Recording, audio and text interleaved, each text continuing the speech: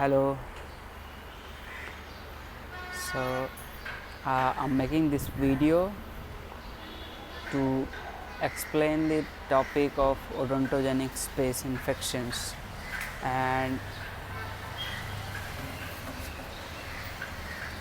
I would like to make the things clear that you have to go through books also. And here in this video I shall be orienting you to the basics. I'll start with anatomical parts. I'll orient you through the various fascias, the fascia of fascia, what we call it, and then muscles of head and neck region, and then the spaces, and then it will be easier for you to understand the clinical aspects like the approaches and all for the surgical procedures.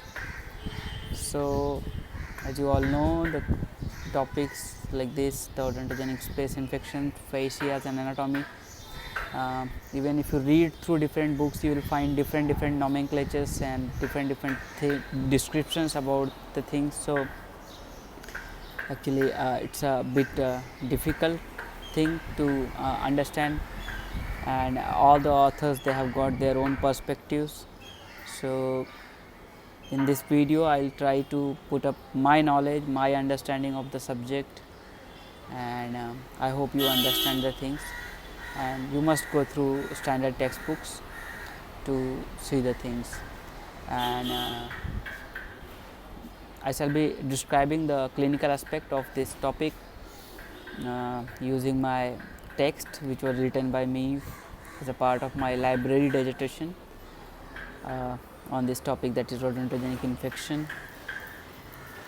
So I shall be using that text, and if you want that, just let me know, give me your email address, I'll send you that also.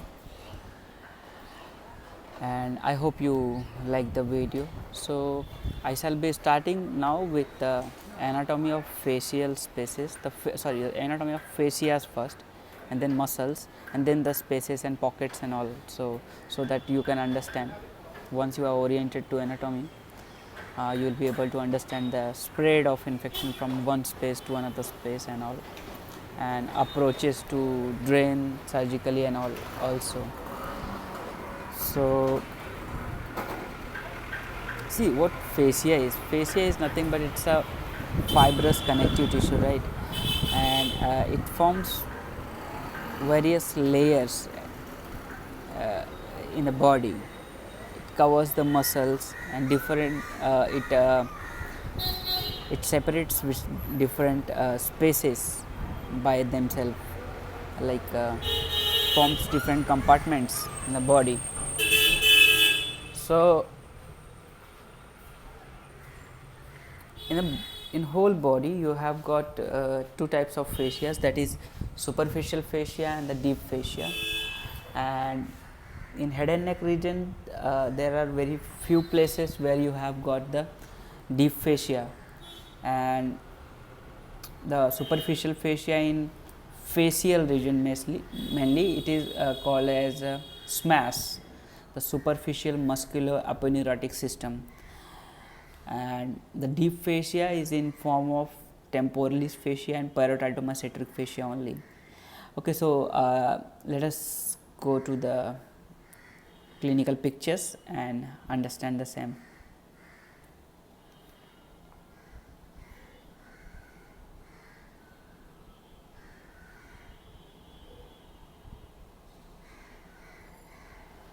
Okay, so this is the picture of superficial fascia.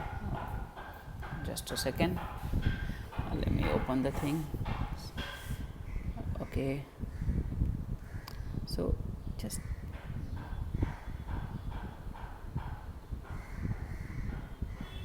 see what superficial fascia is. The superficial fascia covers the entire body just under the skin. Okay, so they say it is composed of the subcutaneous fat, and then there is a thin layer of this elastic fibers, the sheet. So this is superficial fascia, and below that the deep muscles, they are covered by deep fascia. Okay, so in the facial region you have got the, here you have got this portion, you have got the parotidomastoid fascia, this is temporoparietal fascia, and that is continuous with the platysma here. Okay, so this is the superficial fascia of face and neck. Okay, now coming to the deep fascia. The deep fascia of face is divided into two parts, the temporal fascia and parotidomastoid fascia.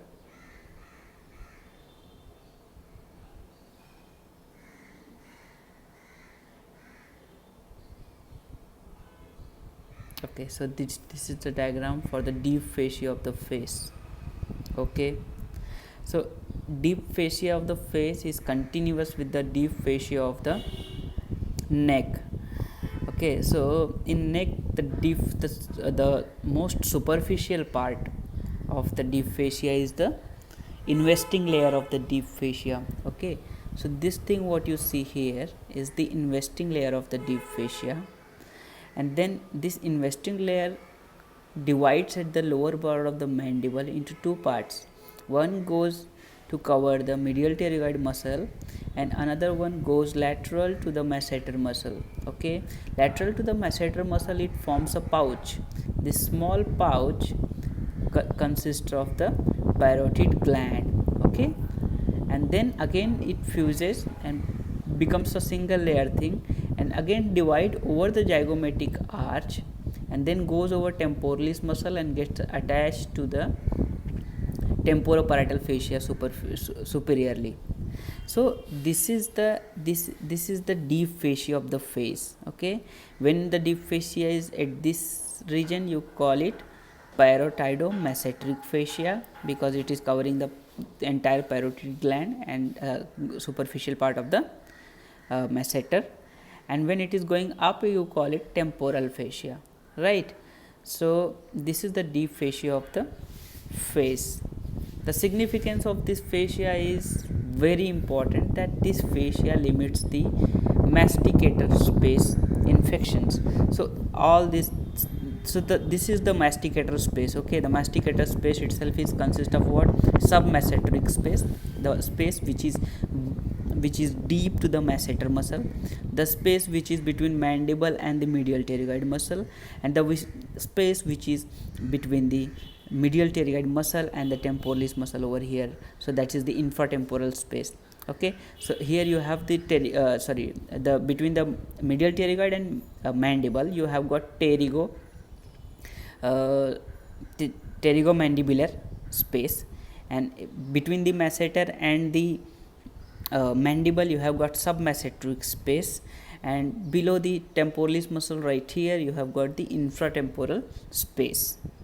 Okay, so all these spaces together form masticator space. Why masticator space? Because this is lying in the region of the muscles of mastication. So that is why if all these spaces are involved, it is called masticator space infection. If individually one of them is involved, you name it accordingly, like submasseteric space infection, pterygomandibular space infection, or infratemporal space infection. And just superficial to the submasseteric space infection, you have got the parotid space. Okay, so that parotid space comes separately and doesn't come into masticator space.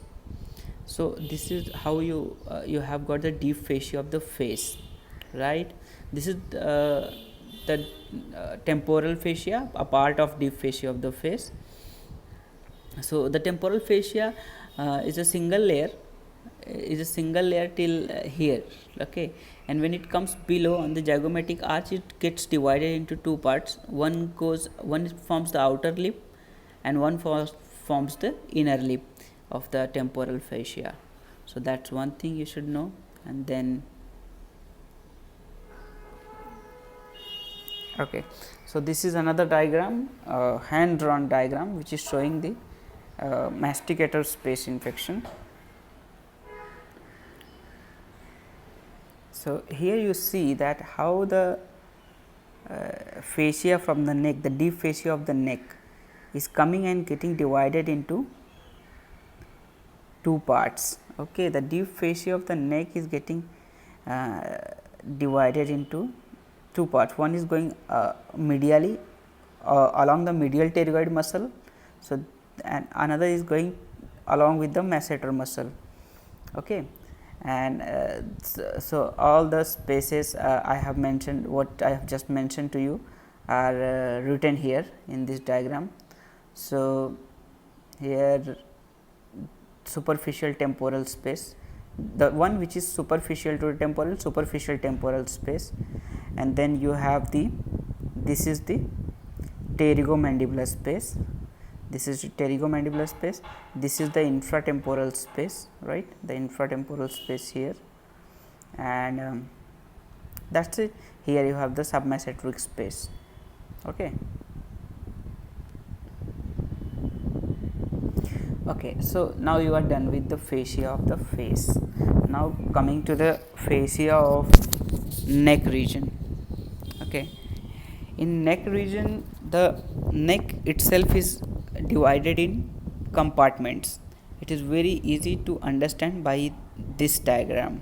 Okay, the neck structures, they are put into, say, facial compartments or facial I would say fascial cylinders. Okay, so the outermost cylinder of the fascia is nothing but, say, it's a division. It divides the structures, and it's a thin sheet of connective tissue. Okay, so to understand the fascia of neck, this cylindrical schematic diagram will help you a lot. So the neck itself is first, it is there is skin, and below skin you have got superficial fascia in the form of platysma, and then the first cylinder, this after superficial fascia you have got deep fascia. The deep fascia is divided into 4 cylinders. The first cylinder is this one, the investing layer of deep fascia. Okay, the investing layer of deep fascia forms the outer layer of the neck, and then there is another cylinder in front, that is called visceral fascia. This visceral fascia consists of all the visceral structures like thyroid, trachea, okay, esophagus within it. And then you have got 2 middle cylinders, one you can see here and another will be just behind it. So these small cylinders consist of carotid and internal jugular vein and vagus nerve. So this is carotid sheath, and behind that there is another small cylinder, big cylinder, sorry, that is prevertebral sheath formed by prevertebral fascia. So this is how your neck is divided into 3 compartments: the visceral, like the visceral compartment, the carotid compartment, and the prevertebral compartment. Okay, so this is schematic diagram. Now coming to the actual anatomical diagram. Okay, so you see the investing layer or the outer layer of deep fascia covering the most outer part of the neck and covering the 2 special muscles. This is the sternocleidomastoid muscle and this is the trapezius muscle. Okay, so investing layer of deep fascia, it covers these 2 muscles, and then inside, like deep to it, you have got the visceral fascia here. Visceral fascia is nothing but the one which covers the thyroid, trachea and esophagus, and then you have got the prevertebral fascia. It covers the vertebrae and all the muscles of the muscles which are attached to the vertebral region, and these are 2 carotid sheaths. These 2 carotid sheaths, they are consisting of what? Your carotid vessels are going through this, and then some special arrangement I would like to show you, that is the alar fascia. 2 carotid sheaths, they are joined together by alar fascia. This yellow line you see in the middle here, this yellow line is nothing but the alar fascia. Okay, so yeah, this is it. Now you understand, right, why the spaces they are divided together. So suppose you have got infection of visceral space, it should not go to the carotid space, otherwise it will immediately reach to the brain and the heart, and the patient will suffer from systemic infection. So to limit the infection, you have got these barriers, okay, and also they will help to move the structures over each other, okay. So the muscles, they can glide over each other only because of these coverings of fascias. So this is how the arrangement of fascia of neck is.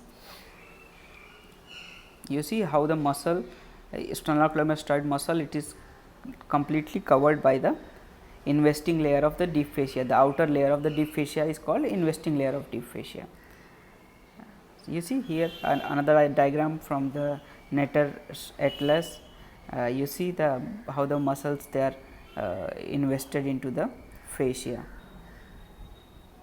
This is another diagram showing the outer layer of the deep fascia of the neck here, and here you will have the visceral layer, the carotid sheaths, and the prevertebral layer, okay.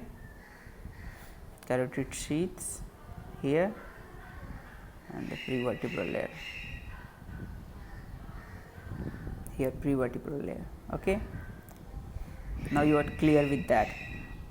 Again I would like to focus on the important aspect, that is, between two carotid sheaths you have got a link. This red line, you see, the red line is nothing but alar fascia.